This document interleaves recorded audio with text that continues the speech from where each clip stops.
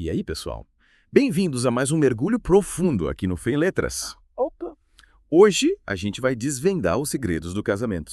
Já. Sob a ótica cristã, explorando o livro 104 Erros que um casal não pode cometer, do Josué Gonçalves.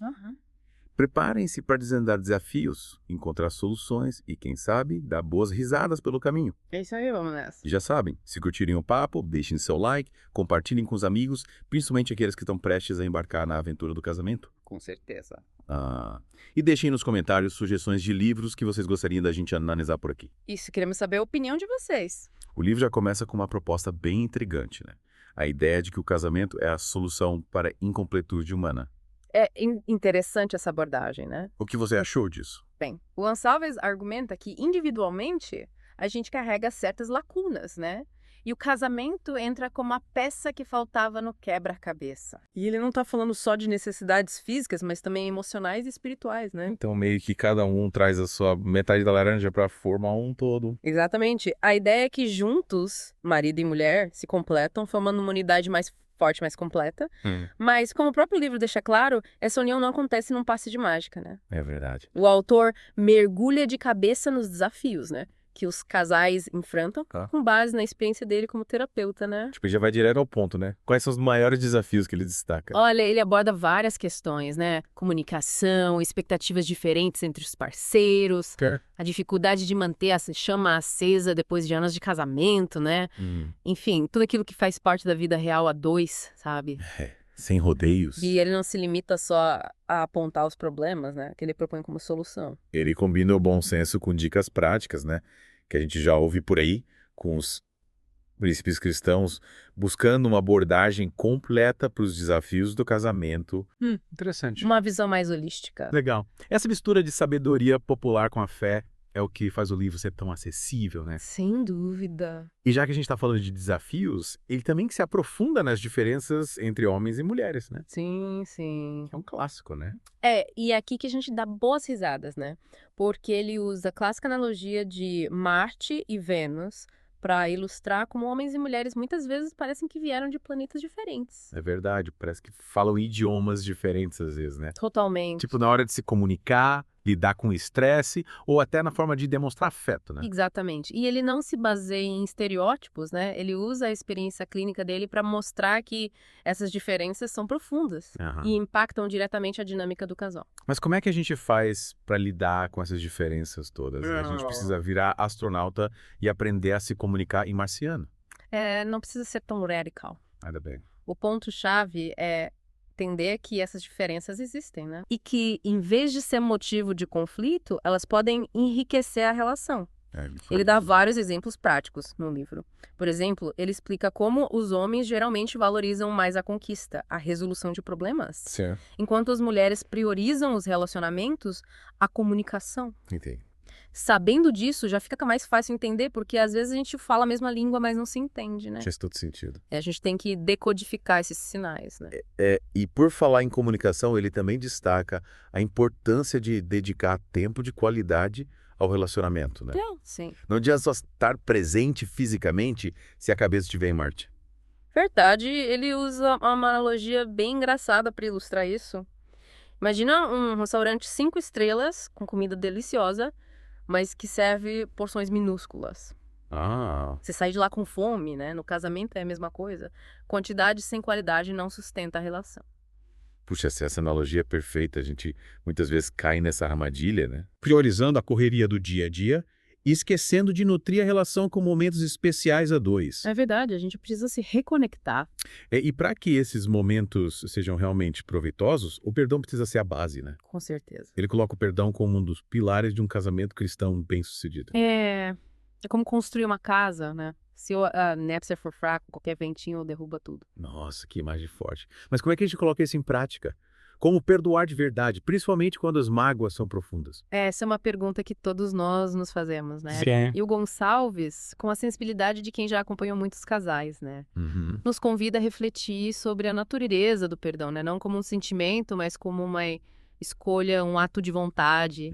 Entendi. a gente decide perdoar, né? E ele dá dicas de como fazer isso. Sim, ele explora a importância da comunicação honesta, empatia para com o outro, né? E principalmente a busca por ajuda divina para superar as feridas do passado, reconstruir a confiança. É como se a gente estivesse limpando o terreno para construir algo novo e mais forte, né? Exato. Limpando as feridas, né? Isso aí, reconstruindo. E falando em construir algo forte, ele também nos alerta sobre os perigos das influências negativas, né? Tipo, pessoas tóxicas que contaminam o relacionamento. Isso, ele usa a história de um chefe tóxico para mostrar como a negatividade pode se espalhar como um vírus, né?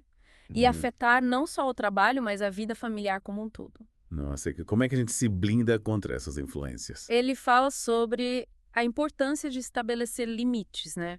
De se afastar de pessoas que nos fazem mal e cultivar relacionamentos saudáveis que nos nutrem e nos fortalecem.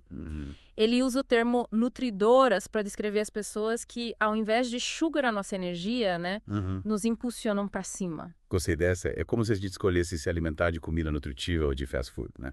É uma boa analogia. Uma nutre, a outra só faz mal. E quando a gente se cerca de pessoas nutridoras, a gente cria um ambiente mais positivo, mais propício para o crescimento do relacionamento. Com certeza. E por falar em crescimento, a gente precisa falar sobre comunicação, né? Sim, fundamental. O livro dedica um bom espaço a esse tema, né? Que é fundamental para qualquer relacionamento. É a base de tudo. E ele vai além do básico, né? Sim. Tipo, o que mais ele aborda sobre comunicação? Ele explora os diferentes estilos de comunicação entre homens e mulheres, importância da escuta atenta às armadilhas da comunicação negativa, né? Certo. E os 4 pilares para um diálogo eficaz. Foi só. Humildade, paciência, constância e simpatia. Nossa, quanta coisa. Acho que a gente precisa se aprofundar nesses pilares na próxima parte do nosso papo. O que você acha? Concordo, acho que é um bom gancho para a gente continuar essa conversa e desvendar ainda mais os segredos da comunicação no casamento. Então por hoje a gente fica por aqui. Na próxima parte, a gente vai mergulhar nos 4 pilares da comunicação eficaz e explorar outras dicas preciosas que eu compartilha sobre esse tema. Isso aí, fique ligados. Até a próxima. E aí, pessoal? Prontos para continuar nossa imersão no mundo do casamento?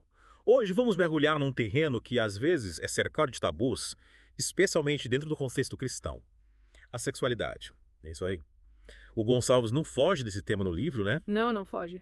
Ele encara essa questão de frente com respeito e sensibilidade, mas sem deixar de lado os aspectos práticos da intimidade conjugal. Ele vai direto ao ponto.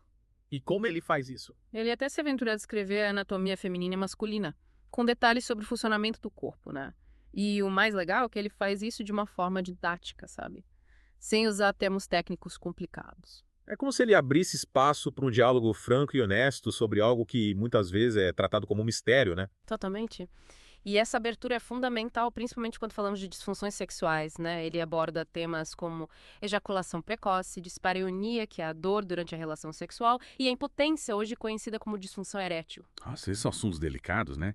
Mas ele não se limita a falar da existência desses problemas, né? Não, ele vai além. Ele enfatiza a importância de procurar ajuda profissional nesses casos, tanto médica quanto psicológica. Ele mostra que essas disfunções são mais comuns do que a gente imagina e, principalmente, que tem solução. Que bom saber disso, né? Muitas vezes as pessoas sofrem em silêncio com vergonha de falar sobre esses problemas. Verdade, verdade.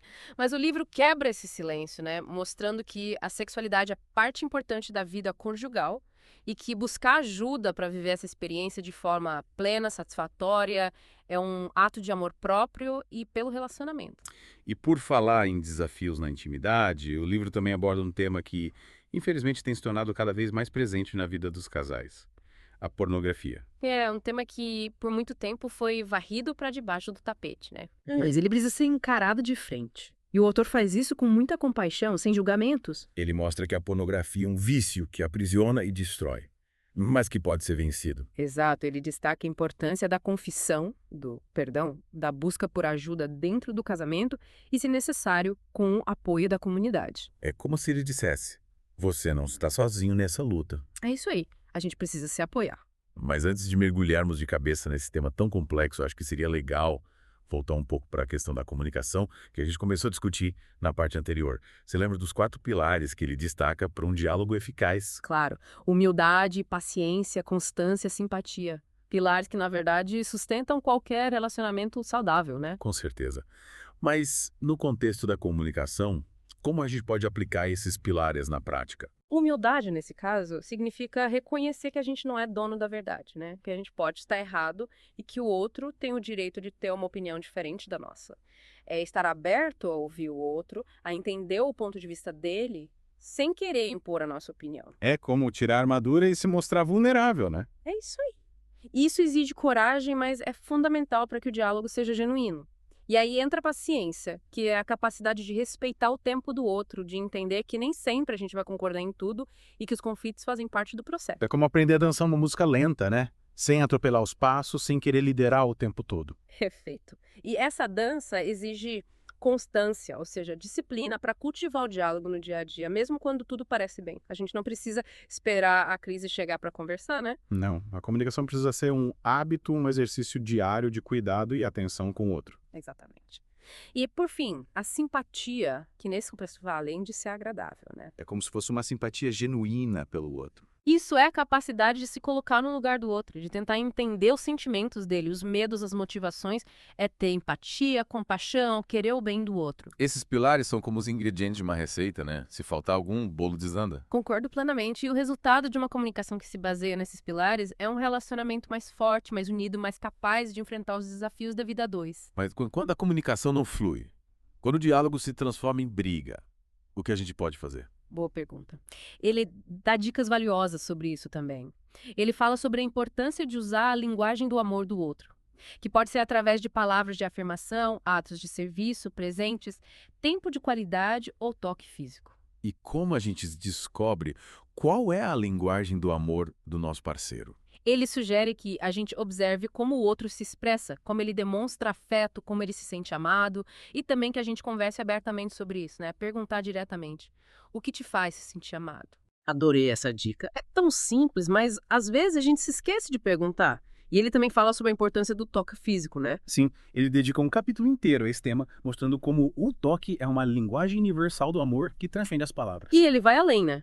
Ele explora a conexão entre o toque físico e o bem-estar emocional, mostrando como essa necessidade é fundamental desde a infância. Exatamente. Ele cita o caso do marasmo, uma doença que afetava bebês no século XIX e que estava relacionada à falta de contato físico. Os bebês, literalmente, se definhando por falta de carinho, de colo, de aconchego. Que triste, né? É impressionante como o toque físico é essencial para o desenvolvimento humano, tanto na infância quanto na vida adulta. Com certeza. No casamento, então, o toque ganha uma dimensão ainda mais especial, né? É através do abraço, do beijo, do carinho que a gente demonstra afeto, cuidado, intimidade. Ele até fala da importância de não transformar o toque numa obrigação, né? Sim, sim. Precisa ser um gesto espontâneo, que brota do amor, do desejo de estar perto do outro. É como se o toque físico traduzisse o amor que a gente sente. Perfeito. E é cultivando essa linguagem do amor através do toque, das palavras, dos gestos, que a gente mantém a chama acesa, que a gente nutre o relacionamento e o faz florescer. E por falar em florescer, acho que a gente precisa falar sobre os desafios do divórcio, que ele aborda de forma bem sensível no livro. Verdade. Ele não romantiza o divórcio, né? Mas também não condena. Ele apresenta as causas, as consequências e os desafios dessa decisão, que muitas vezes é tomada de forma impulsiva. Ele mostra que o divórcio não é a solução mágica para todos os problemas e que muitas vezes as consequências dessa decisão são mais dolorosas do que os problemas que o casal enfrentava antes. Ele coloca na balança, né? É. Os prós e os contras. Ele também fala sobre o impacto do divórcio nos filhos, né? Que muitas vezes se sentem culpados, divididos entre os pais e sofrem com a perda da estrutura familiar. É um tema bem delicado. Ele cita até a pesquisa da psicóloga Judith Wallerstein, que dedicou anos da vida dela a estudar o impacto do divórcio nas famílias. É um tema complexo, que merece ser abordado com cuidado e respeito. Sem dúvida. Mas ele também deixou uma mensagem de esperança, né? Lembrando que, mesmo após um divórcio, é possível reconstruir a vida, encontrar a felicidade e ter um relacionamento saudável. A vida continua. Continua. Ele nos convida a buscar cura, e aprender com as experiências do passado para fazer escolhas mais sábias no futuro. Começar. Tem que começar? E ele nos lembra que o ideal é que o divórcio seja evitado, né? E que o casal lute com todas as suas forças para preservar o casamento. Isso, lutar por esse compromisso. E o casamento é um presente de Deus, um compromisso sagrado, né? Que deve ser honrado e cuidado com amor, respeito e dedicação. Exato. E para que casamento seja realmente um presente, um motivo de alegria, o autor nos convida a refletir sobre a importância de se preparar para essa jornada, né? Sim, a gente não pode entrar num casamento de olhos fechados, né? É preciso se preparar, se conhecer, conhecer o outro. E fala da importância de escolher bem o parceiro, de ter valores e objetivos em comum, de construir uma base sólida de amizade, respeito, admiração. É o alicerce da relação, né? Ele também destaca a importância do diálogo, da honestidade, da capacidade de perdoar e de buscar ajuda quando os problemas parecem insuperáveis. Buscar apoio, né? É. Quando a gente não consegue sozinho. Ele nos lembra que o casamento não é um conto de fadas, mas uma construção diária, que exige esforço, paciência, compreensão e, acima de tudo, amor. É amor verdadeiro, né? E ele encerra o livro com um questionário bem interessante, né? Um teste para os casais poderem avaliar a saúde do relacionamento e identificar os pontos que precisam ser trabalhados. É como um raio-x do casamento, né? Uhum. Que revela os pontos fortes e os pontos fracos da relação. É. E é com essa ferramenta de autoconhecimento que a gente encerra a segunda parte do nosso mergulho no livro 104 erros que um casal não pode cometer. Na próxima parte, a gente vai explorar os desafios da vida financeira no casamento, a importância de ter uma vida profissional equilibrada e como lidar com as diferenças de personalidade entre o casal. Fiquem ligados. Chegamos à parte final do nosso mergulho no livro 104 erros que um casal não pode cometer. Hoje vamos abordar os desafios da vida a dois que vão além do romance, da intimidade e da comunicação. Isso. Vamos falar sobre a importância de equilibrar a vida profissional com a vida conjugal, os desafios da administração financeira e como lidar com as diferenças de personalidade dentro do casamento. Assuntos importantes, né? É como se a gente precisasse cuidar de todas as áreas da vida a dois, como se fossem pilares que sustentam a relação.